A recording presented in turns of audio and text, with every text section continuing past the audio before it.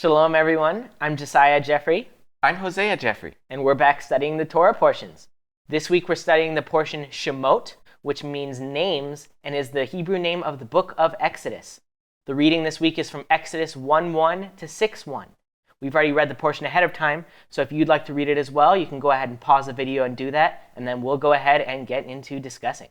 In the portion of Shemot, we're told how the descendants of Israel multiplied into a nation and were forced into slavery in Egypt, and also how God chose and preserved his special servant Moses, whom he sent to deliver his people from the bondage imposed on them by Pharaoh and the Egyptians. So this portion begins with basically a very Cliff Notes version of the end of Genesis. So if you remember in the previous portions in Genesis, we read that Joseph had ascended to being basically in charge of all of Egypt. And when a huge famine struck, Joseph was the only one who was able to provide for all the Egyptians and the surrounding nations, including his family, the sons of Jacob. So at this point we read that after all of Israel's household came down to live in Egypt, their whole generation died, including Joseph, but their descendants multiplied and grew incredibly fruitful and became a huge nation living in Egypt. This multiplying of the descendants of Israel, turning them into a nation, is the fulfillment of the promises God has been making for over 100 years. When he promised to Abraham, his seed would be a blessing to all the families of the earth through a nation, a chosen special nation. And that nation is Israel. God is finally bringing about what we've been waiting for basically all of Genesis. But in addition to the promises that God made to Abraham that he would make his descendants a great nation, God also promised all the way back in Genesis 15, "Know for certain that your descendants will be strangers in a land not theirs, where they will be enslaved and oppressed 400 years. And that suffering begins when a new king comes over Egypt. He doesn't know Joseph. He doesn't know the people of Israel. All he knows is there are lots of Jews. there are lots of Israelis, and they're all in his land. And he sees them as a domestic threat. And so his response to God's blessing of the nation of Israel is, we have to keep them down. We have to set taskmasters over them so that they're afflicted and they're laboring so they can't get stronger and more mighty. That concept of the more they're blessed, the more they're hated is something we've seen hints of all throughout Genesis. Pharaoh's now doing it on a much larger scale because Israel is much larger than they've ever been before. But it actually says, well, the more they multiplied, the more Egypt oppressed them. The more Egypt oppressed them, the more they multiplied. Exactly. So even though the Egyptians were the ones oppressing the Hebrews, it says the Egyptians were actually in dread of the people of Israel. So as Israel continues to increase, Egypt increases the level of oppression until eventually they decide, we're going to take this to a much worse extent. Egypt then proceeds to do genocide. They demand that all baby boys born to Hebrews be killed. Pharaoh says we have to keep the Hebrew boys from being born. He finds the Hebrew midwives and he says to them, when you're delivering a baby, if you see that it's a boy, kill him on the spot. Keep the birth from happening, basically. But the midwives, it says they feared God. They weren't going to be a party to genocide, so they didn't do it. They delivered the babies. They let them live. And then they lied to Pharaoh to basically make up an excuse for why baby boys weren't dying. And God blessed them for that. For lying to protect life, God blessed them for that and established their houses. Yeah, it took faith to do that.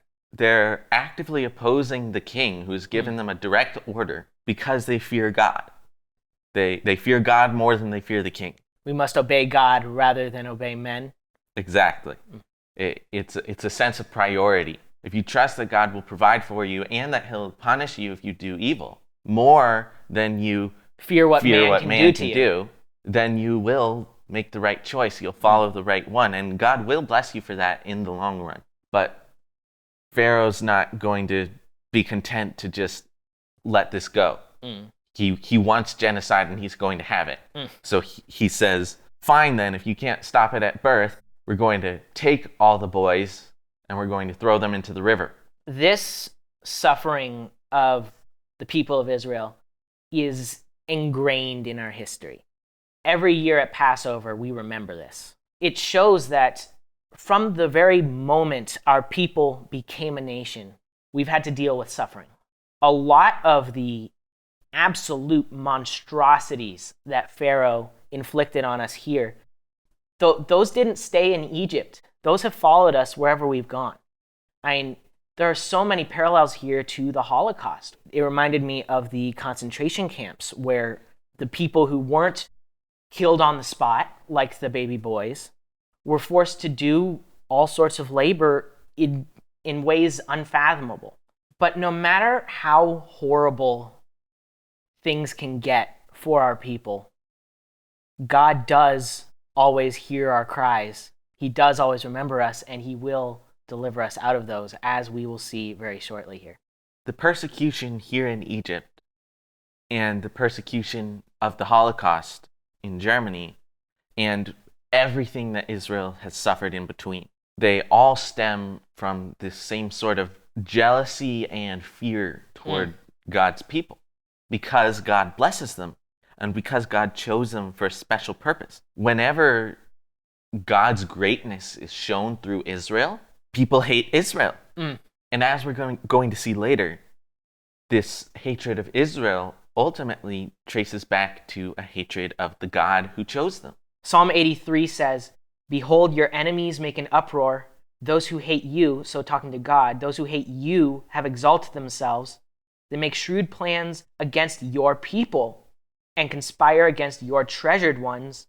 They have said, 'Come and let us wipe them out as a nation, that the name of Israel be remembered no more.'"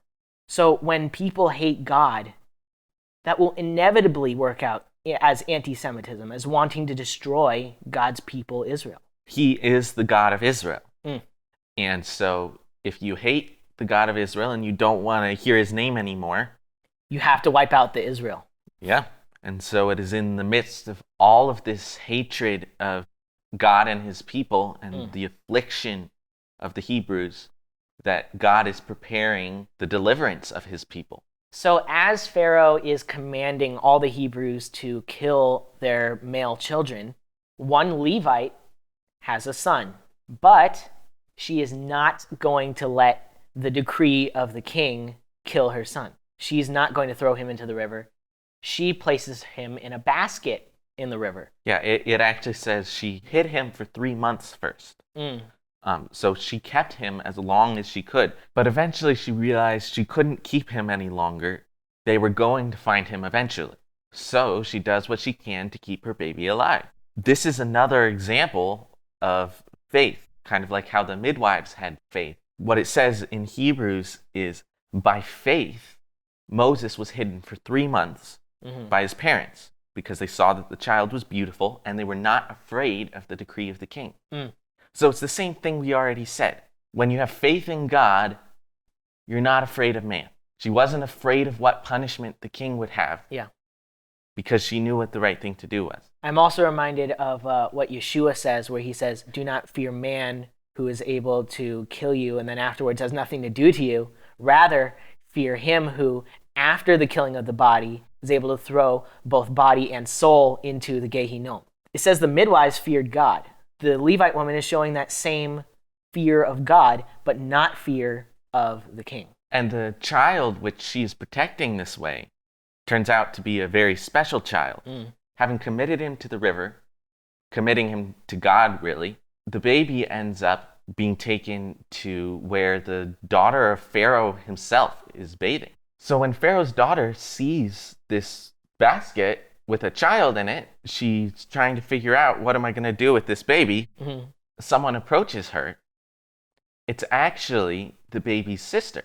And what she says to Pharaoh's daughter is, "I know a woman who can nurse this baby can I go take this baby to her to be nursed? And Pharaoh's daughter says, yes, please do that for me. So this baby actually ends up being brought back to his mother legally now. Yeah. The mother doesn't have to be afraid of what's going to happen to her baby anymore, because Pharaoh's daughter saw the baby and said, I want this one for my own once he's nursed. And so the mother's able to nurse her child. And then once he's older, then he's finally brought back to Pharaoh's daughter to be raised not just as a Hebrew, but as the grandson of Pharaoh, as an Egyptian. And this baby is actually named Moses because Pharaoh's daughter drew him up out of the water.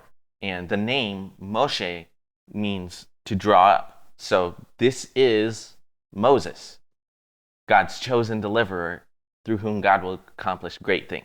And this situation where Moses comes from, where he is spared as all the other baby boys are dying, this is actually a messianic foreshadowing. When Yeshua is born, King Herod says to kill all of the baby Jewish boys, 2 and younger, in Bethlehem. And Yeshua actually ends up needing to flee to Egypt to be spared from this genocide. So the same pattern of where Yeshua came from as a baby, that's the same thing that happened with Moses. As we read through the Torah, we'll see a number of parallels between Moses and Yeshua. As we'll see later, Yeshua is a prophet like Moses. And so this is the beginning. All the way from the beginning of Moses' life, he already is showing some of those messianic themes. So after this, we learn that Moses grows up and he decides to look in on his Hebrew brothers. And when he goes out there, he sees an Egyptian beating a Hebrew. This Hebrew is one of his brothers. All Israelites are his brothers. And so when he sees this Egyptian mistreating his kinsman, he looks around, sees no one else is there, and then he kills the Egyptian and he hides his body. So from this, we're already seeing that Moses deeply cares about his people and he doesn't want to see them being mistreated. He hates what the Egyptians are doing to the Hebrews, and he's willing to go to extreme lengths to make it stop. What Moses wants is justice for his people. And so we see that in him delivering his afflicted brother who's being mistreated from this Egyptian. But then we also see it the next day when he goes out again and he sees 2 Hebrews quarreling and he tries to mediate. He is trying to make everything right and just between the 2 of them. He's figuring out which one's in the wrong, and he's saying, why are you fighting with him? Why are you striking him? Yeah. He's trying to make everything right and just. And so it's interesting. On the one hand, he's delivering his people, and on the other hand, he's mediating. And judging. Yeah. And judging. So a lot of different roles that we see in Moses that we're going to see more in Moses later, and which are all qualities which Yeshua has. He is trying to make things right for his people. And his people's response is, who are you? You aren't in charge. Even though, as we'll see very quickly here, Moses is the one that God raised up to be in charge. It's very interesting. Their question is rhetorical. Who made you a prince and a judge over us? But there's an answer. The answer is God made him the prince and judge over them. We already mentioned this in a previous portion, but basically we'd already seen with Joseph how when God gave him the dream saying that he would be over his brothers, they rejected him. And that same pattern is being repeated in Moses. And again, to reiterate what we said in that previous episode, this same pattern is repeated in Yeshua. As Stephen himself points out, Yeshua was raised up to be the king of the Jews. But the leaders rejected him, stirred up the people, and got Yeshua crucified. And to this day, the majority of Jewish people reject Yeshua's authority as the Messiah of Israel. But after Moses is rejected, we'll see that God will still end up putting him in charge. And in the same way, despite how the people of Israel have historically and continue today to reject Yeshua as Messiah, one day he will be made king over all of Israel. In the middle of this backlash to Moses being a ruler over them, a judge between them, the Hebrew says to Moses, "Are you going to kill me like you killed the Egyptian?" And Moses realized, how did he find out I killed the Egyptian? That was supposed to be hidden. Probably everyone knows about it. I have to get away.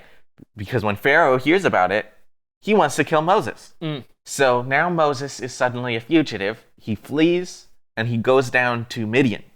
So he just went from being a Hebrew boy destined to death to the grandson of the Pharaoh. adoptive grandson of Pharaoh, to now he's an exile and a sojourner in a completely strange land. His own people have said, "Who put you in charge? Are you going to kill us?"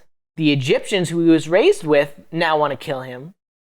So basically, everything that Moses has ever known is gone.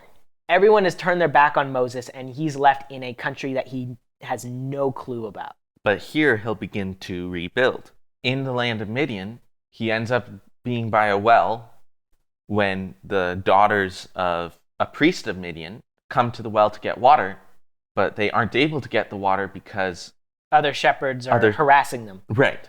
Moses' reaction is to stand up and save them and water their flock.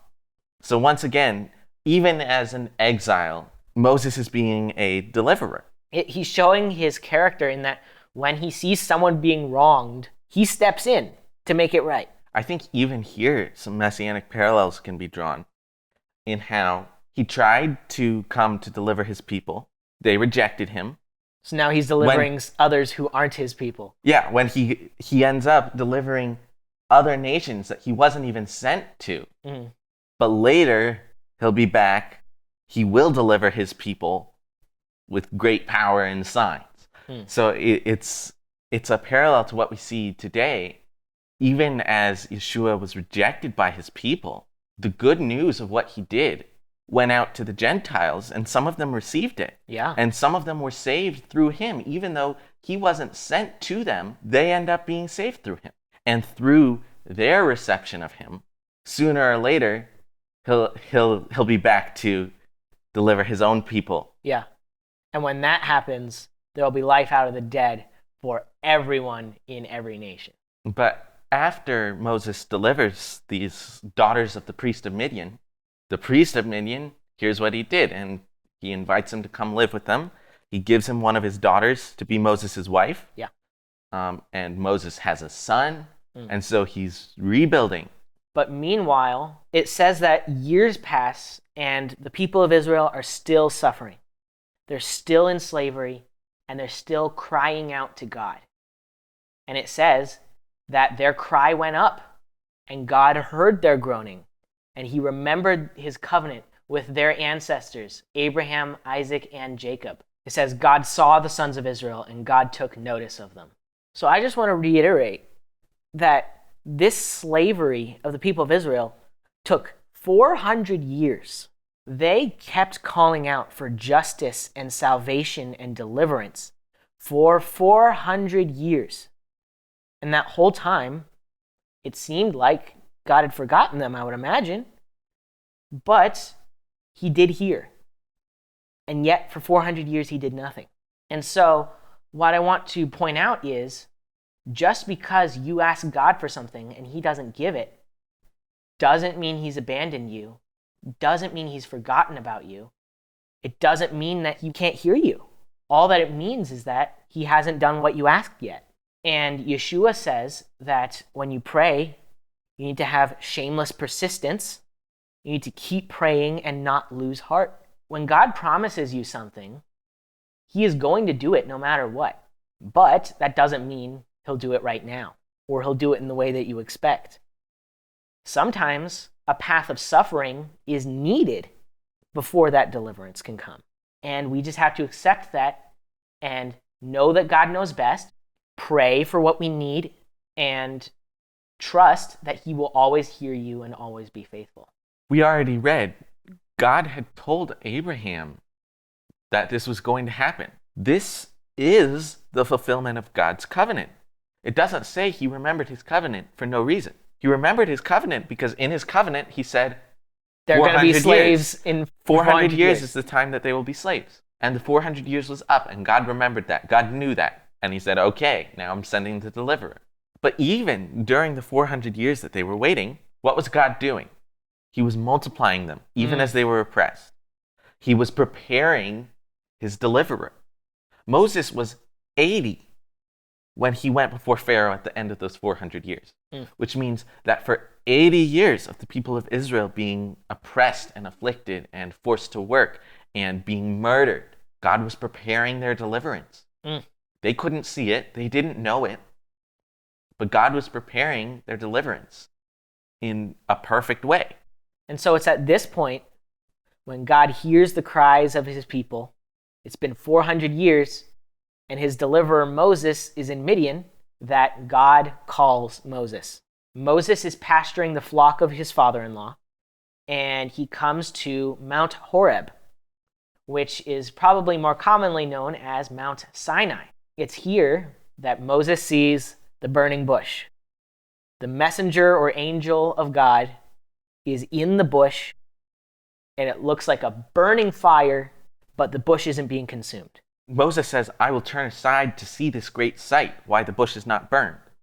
And so then it's when he goes aside to see what's going on, that's when God is able to speak to him and call him. And I thought that was a good image of how we as Messiah followers can be for others. When God is in us, people can see it. So it can take someone who's just going about their own business and divert their attention, cause them to see and turn toward God. Yeshua tells us to let our light shine before men so they can see and glorify your Father who's in the heavens. This bush is doing that same thing. Moses is seeing a miracle. He's seeing the power of God. Yeah, and he wants to know what's causing it. And when he gets there, then God is able to reveal himself to Moses and speak to him. And so we should strive to be that for others. We should let God and his Spirit living in us burn in us without consuming us. And anyone who sees it will want to know, how is this happening? What is this? And then God can speak to them through you if you're being led by his Spirit and his Spirit lives in you. The concept of being a fire, it reminded me of Acts 2. In Acts 2, when the Spirit showed up, there were tongues of fire that were on each of their heads, and they were filled with the Spirit, and everyone in Jerusalem was like, what on earth is going on? And it enabled them to proclaim the good news of Yeshua, and thousands of Jews were saved. So that's a really good picture of the light of God shining in us to other people. So it's at this point that when Moses comes to look at the burning bush, that God himself speaks to Moses out of the bush. And he calls his name, Moses, Moses. And he says, here I am. And God says, this is holy ground. You need to take off your shoes. Don't come any closer. But then he says, I am the God of your father, the God of Abraham, the God of Isaac, and the God of Jacob. Then Moses hid his face, for he was afraid to look at God. So before this point, Moses just was like, what on earth is this? And then suddenly, the God of your ancestors who lived 400 years ago is now speaking to you. So Moses is rightly filled with fear. He's in the presence of God, a God that he's just been hearing about for his life, but he's never interacted with God before. But while Moses is hiding his face from God, God's words to Moses are, I'm choosing you. I want you, and I'm going to send you to Pharaoh because I've seen what the Egyptians are doing to my people, and I'm sending you to deliver them from Egypt. And Moses' response is, who am I? I'm just some guy. But what God says to Moses is, I will be with you. It doesn't matter who you are because God will be with you. Exactly. We've seen before that God was with Abraham and Isaac and Jacob and Joseph. All people he chose for special things. And now he's choosing Moses, and he's giving him this special call. I also want to point out, this is jumping just a little bit back here, but right before he calls Moses himself, he says the reason why he's calling Moses is because I have seen the affliction of my people.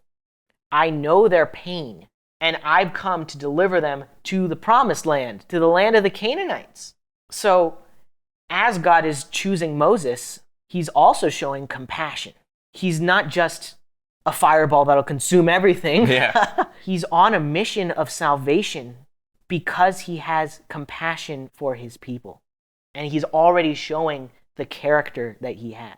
And he's telling Moses right now, it's through you that I'm going to bring about that mission of salvation. It's very interesting. He says, I have sent you. This is the first time it's specifically God sends someone to his people. With Joseph, God chose him for a specific purpose. And sent him to Egypt. He put him in the right place so that his people could come to him. But this is, Moses was cast out. He was away from his people. And God is saying, I'm going to send you to be in the midst of my people and deliver them as my emissary, my messenger sent to them. And so that's a unique relationship that again parallels Yeshua. There are lots of prophets and such in between Moses and Yeshua that have that same call of being sent. That's kind of part of the call of a prophet.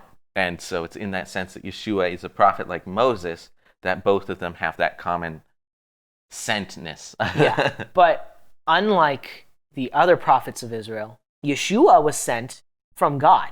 Yeshua was in God's form, and he had to give that up and take on the form of a man and be sent to dwell with his people. So in that sense, where Moses is away from his people and he's sent to them, so also Yeshua is sent from the right hand of God himself, and he's sent to his people.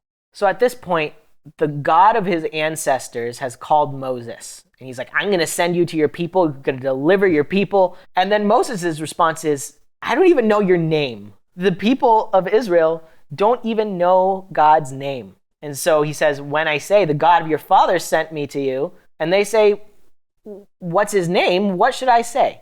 And so then God responds, Eyeh asher eyeh, which means I am who I am. And then he says, I am has sent me to you.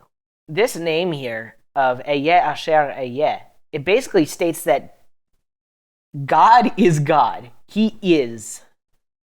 He always will be. He always was. And there's nothing like him. Like, what can you compare God to?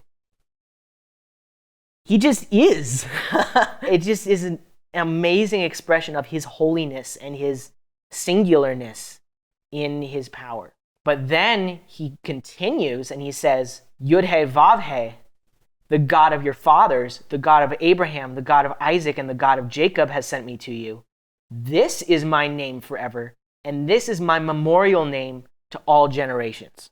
So here he says the name Yud-He Vav-He, but then he ties that to the patriarchs, to the fathers of the people of Israel. And then he says that that's his name forever. That's how he wants to be remembered, is as the God of Abraham and Isaac and Jacob. He's tying his name directly to everything we've read in Genesis about Abraham and Isaac and Jacob. He's saying, without that, without this promised people, the people of Israel, God's name becomes meaningless. Going back to what we said earlier about how people who hate God want to wipe out the name of Israel. Because God tied his reputation, tied his name to be remembered forever to the people of Israel and to the covenants that he made with Abraham and Isaac and Jacob. And part of that covenant is the covenant of the land. And so he goes on to say, Yud-He Vav-He, God of your fathers, God of Abraham, of Isaac, and of Jacob, says, I have observed you, and I promise that I will bring you up out of the affliction of Egypt to the land of the Canaanites, a land flowing with milk and honey. Yeah. He's saying, I am the God who made these covenants. And I am the God who keeps these covenants. I am the God of your people, and I am. And since I am, I made these covenants, I am going to fulfill them. That is a powerful statement. Basically, God is saying, you know everything that you've read about in Genesis? That's who I am. And that's who I will be going forward. This is basically a promise of God being the same forever. When he says, I'm the God of Abraham and Isaac and Jacob, this is my memorial name forever. He's saying this is never going to change.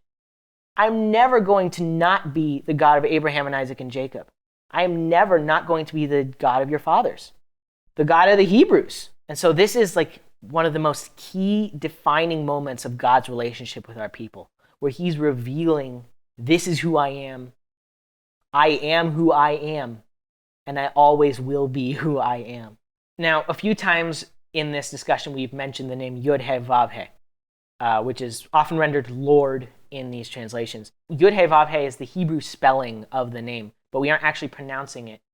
And the reason why is because we don't know the pronunciation, but there's actually an episode of the Biblically Correct podcast all about the sacred name of God, Yod-Heh-Vav-Heh, what we know about it, how we should relate to it and such. And so if you want to see more about that aspect of things, you can go check out that podcast.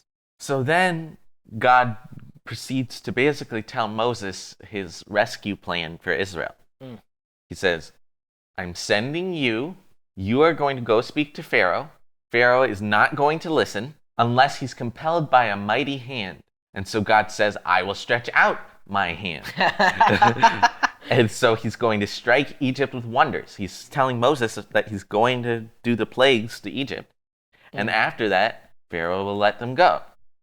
And he adds on top of this, then the people of Israel are going to plunder the Egyptians and take silver and gold and jewelry and clothing.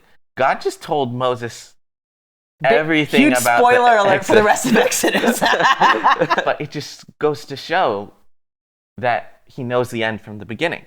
He's sending Moses knowing exactly what is going to have to happen before the people of Israel come out. Yeah. And he's showing that all of this is part of his plan. I mean, he already told Abraham they were going to come out of the land with many possessions. So now telling Moses they're going to plunder the Egyptians and come out with many possessions isn't necessarily new. But he's going into detail. He's telling Moses every step about what's going to happen. And it's showing the sureness with which Moses can trust these words are reliable and that the people of Israel are going to come out if Moses goes as he is sent. But then Moses' immediate reply is, but what if they don't believe me? What do I do then? You're telling me all this, but what if they don't believe me? And so God's like, well, what do you got there in your hand? And Moses is like, this is a staff. God's like, throw that. It's like, okay. He throws it and it becomes a serpent and he freaks out and he runs away. But then Moses says, stretch out your hand and grab it by the tail. And so Moses does grab it and then it becomes a staff again. God also gives him another sign. He puts his hand in his coat and then when he pulls it out, it's all diseased and it's white and stuff. And then he puts it back and takes it back out and it's all better. And then God also gives him a third sign that he can take some water from the Nile and pour it on the ground and it'll turn into blood. And he basically says, if they don't believe you, do these things. These things will prove I sent you because they're miracles. You can't do those by yourself. God is giving these actions, these miracles to Moses as a witness and a testimony that he was sent by God. And that reminded me of Yeshua again. Yeshua says in John that his actions testify about him. So just like Moses, where God is giving him miracles to do, when Yeshua came, he was doing all sorts of miracles left and right, and everyone in Israel heard about it, and it was a testimony that he was in fact sent by God. So again, more messianic foreshadowing in Moses. So I want to point out that all through this conversation, it's been a conversation. God is saying things to Moses, and Moses is answering back. And Moses is asking questions, and he's like, I'm not sure we're on the same page. Yeah. So this is really a unique relationship. We've only really seen it with one other figure, which is Abraham. Abraham was able to talk with God as a man talks with his friend. But Isaac and Jacob and all the 12 tribes and even like Noah, no one else has had this relationship with God. It's really reserved for the people who God chooses for really special things. And so it's just showing how close God is with Moses and how close he'll continue to be. This is the first time of many that God and Moses talk directly to one another on a level almost. Yeah. But as we'll see pretty quickly here, Moses takes it a little bit too far. He does. he goes from conversing with God to being questioning toward God. And he basically says, please send someone else. I don't talk good, and you want me to talk, so can't you send someone else? And God's reply is, I made your mouth. I could make you mute, or I could make you deaf, or I could make you blind, or I could make you see. I am Yod-Heh-Vav-Heh. Which we already just saw how important that name is, how much is tied to that. Yeah. And he's now saying all of that weight of all that I did in Genesis, by that, I have the power to make you talk good. And so therefore go. I will be with you, to be with Moses' mouth and teach him what he should speak. But Moses says, please, no. And so then God gets angry. It's absolutely ridiculous. God made Moses. God knows exactly who Moses is. And God chose Moses. If he wanted someone different, he would have chosen someone different because he is. He is God. But he didn't. He chose Moses. God knows who he wants. And Moses has the audacity to say, I think you got the wrong guy. Yeah, Moses is resisting God's call. He's saying, I'm too weak. Whereas God is saying, it's my power by which I send you. And Moses is saying, no, my weakness makes this impossible. Well, with men it may be impossible. With God, all things are possible. But because of Moses' resistance to God's call, God says, fine then, I'll send someone else who can do that part. But I'll also send you. Yeah, I'm still sending you. But he says, you have a brother, Aaron, and he can speak well, so fine. He'll speak for you. But you're going to tell him everything to say. Yeah. God still chose Moses, and he's not moving in that. He's saying, you are the one I will speak to. You are the one I will give my signs. I will prove my power in you, Moses, whether you're going to resist that call or not. But I will give you Aaron as a helper. What it's supposed to be is, I speak to you and then you speak to the people. But instead, what's going to happen is Moses is going to have the words from God, and he'll tell it to Aaron to tell to the people. Moses is just overly complicated things. God had a plan, and Moses was like, no, let's do it different. And so God's like, fine, we'll do it different. But we're still going to do it my way. What God's plan was to be with Moses' mouth and teach him what he should speak. And that reminded me of some things Yeshua said about us. Yeshua said, when they bring you before the synagogues and the rulers and the authorities, be not anxious about how or what you may reply or what you may say. For the Ruach HaKodesh, the Holy Spirit, will teach you in that moment what you must say. It's very similar to what God is saying to Moses. He's saying, in the moment, I'm going to teach you what you need to say. And so Yeshua is saying, don't be anxious. Don't resist the call. Just speak what he teaches you to speak when he teaches you to speak it. Be humble and submissive to be used by God. You may be weak, but God is powerful. let him use you. It says that God chose the weak things of the world to show his power. God can use your weakness. If you are a weak person in any area, God can do strong things in your weak areas to show this isn't coming from you. This isn't your own strength. This is God working through you. Your weakness can be a testimony to God's power.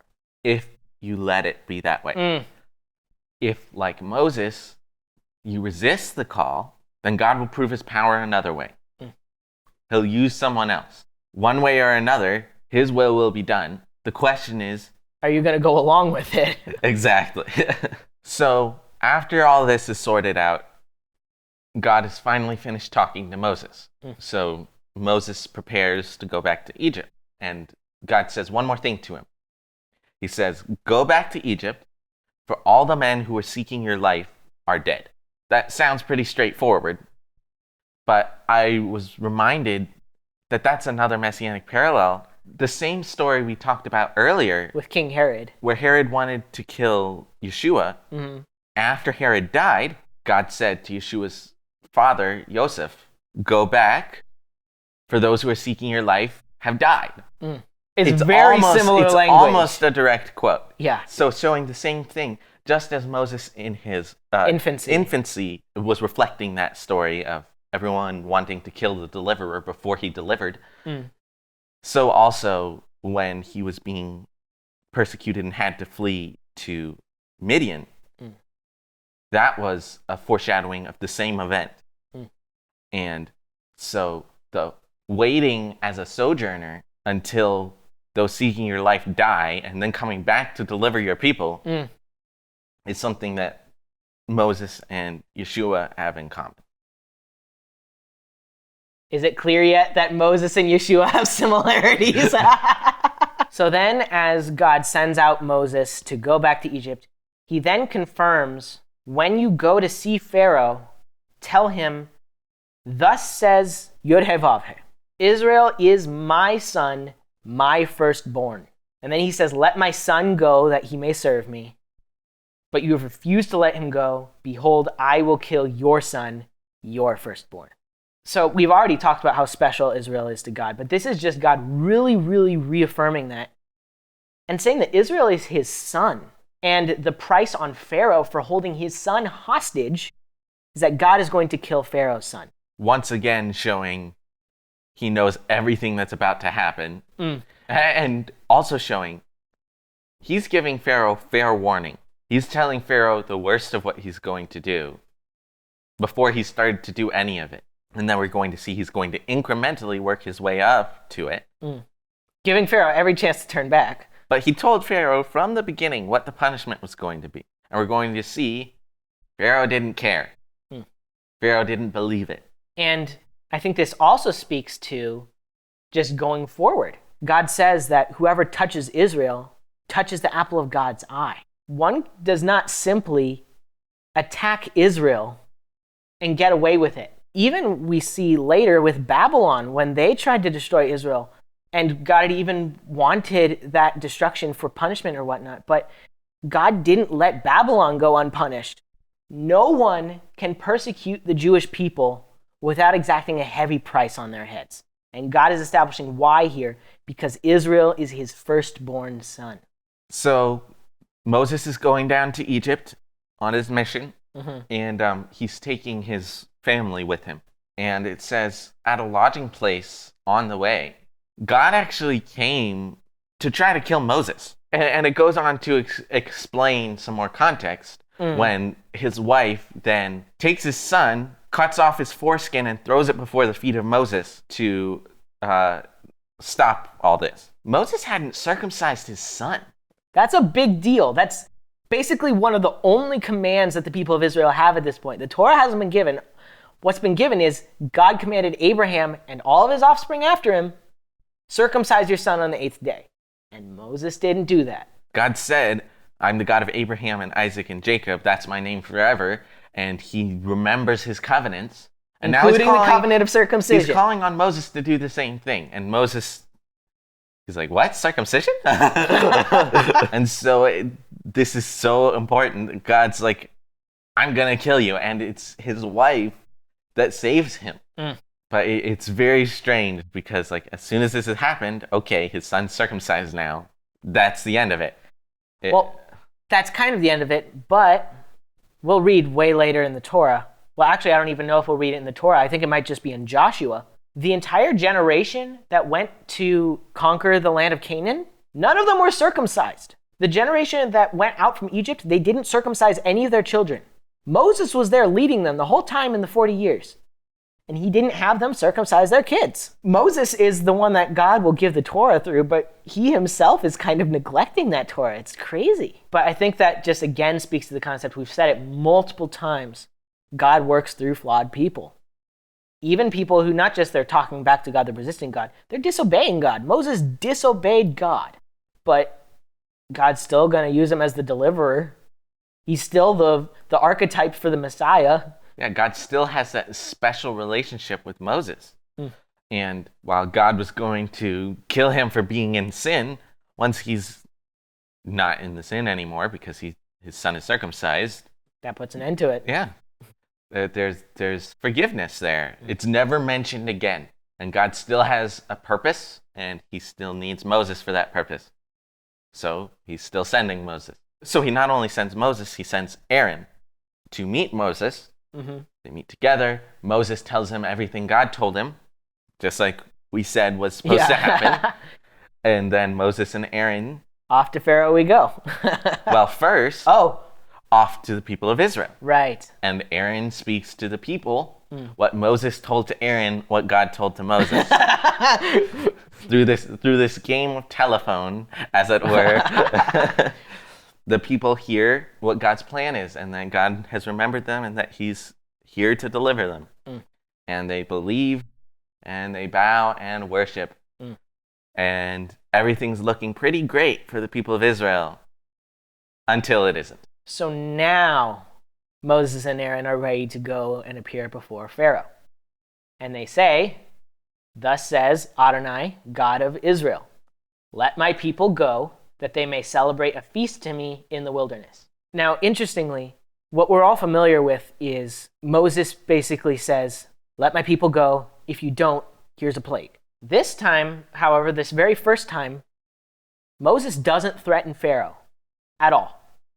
What he says is, if you don't let us go, God will fall on us, the Hebrews, with pestilence and with the sword, because we didn't do the sacrifice that he wanted. This very first time that they're appearing before Pharaoh, they're giving him the chance, the opportunity to act not because he's being threatened, not because of his own sense of self-preservation, but out of pity and selflessness and wanting to help the people. And more than that, he's not even being very strict in terms of let us go forever. It's just 3 days journey. Yeah, let us go 3 days journey so that we can have a feast. And Pharaoh's not even willing to let them do that. Pharaoh's response is very telling. It goes back to some of the things we've said before about how people who hate God hate Israel, and about how God tied his name to the people of Israel. He says, "Who is Adonai, Yod-He Vav-He, that I should obey his voice and let Israel go?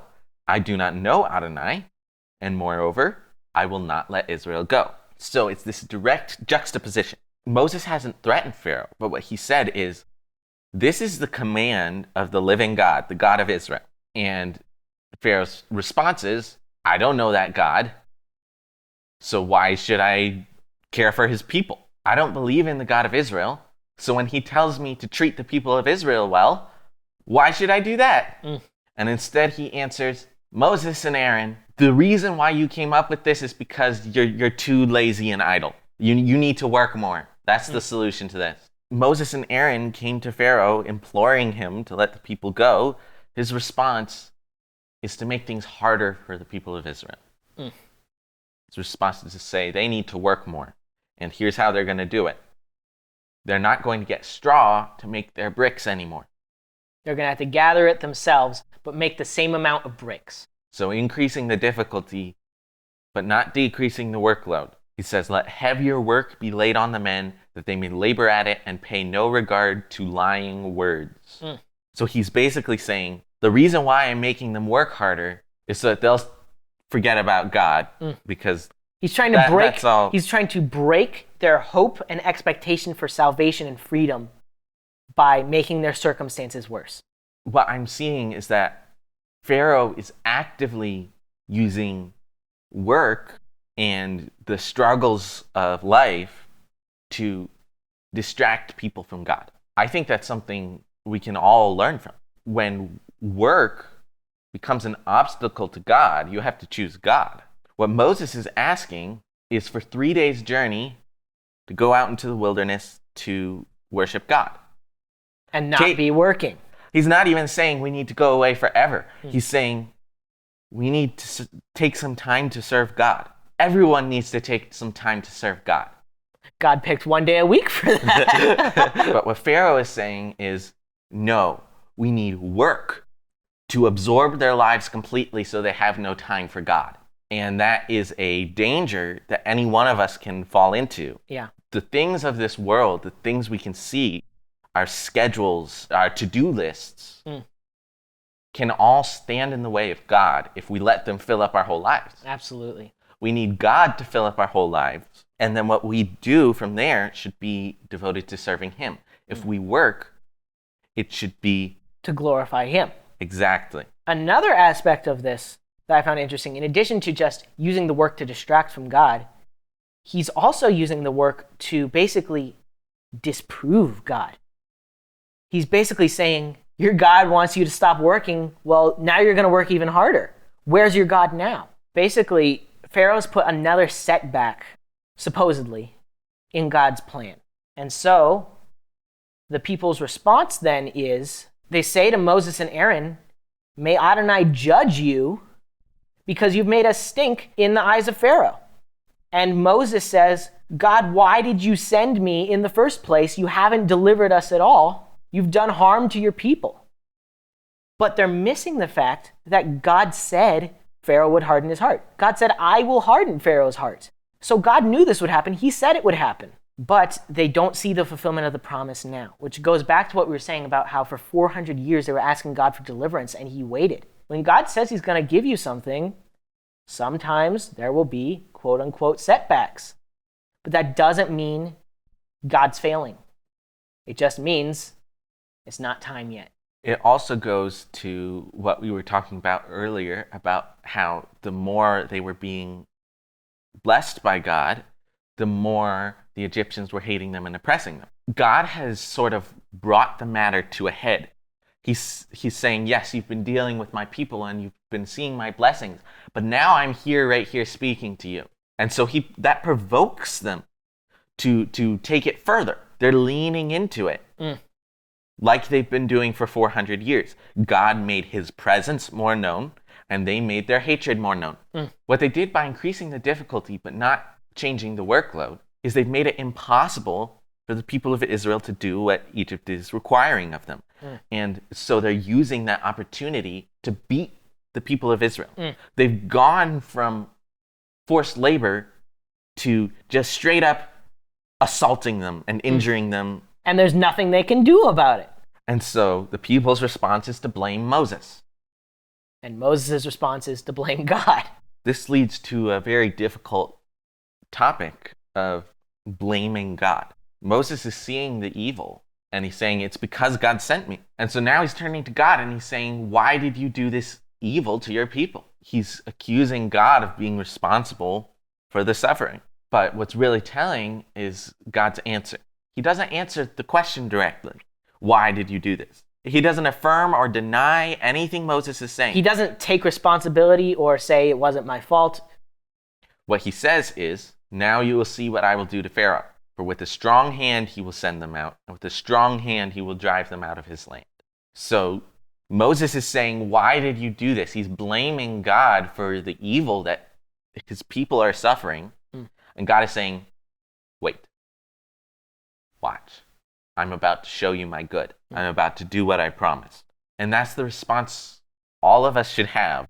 Instead of blaming God when we come upon bad circumstances, suffering, persecution, we should look to God. We should wait for him because we know what he's promised. And he said, I'm going to do it. what you have right now doesn't matter if God told you what is going to be. God works all things together for good to those who love him and are called according to his purpose.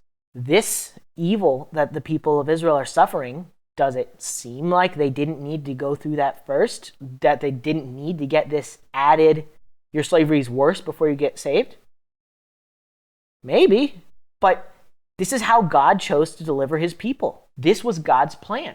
And it is a good plan because in the end, his people are saved, his power is known, and everyone can see that God is with Israel. Adonai says that his ways are not our ways. His thoughts are not our thoughts. As the heavens are higher than the earth, so are his ways higher than our ways.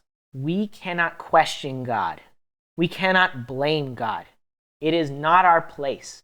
We don't know what God knows, and we aren't as righteous as God is. Adonai is who he is, and we are who we are, which is not God.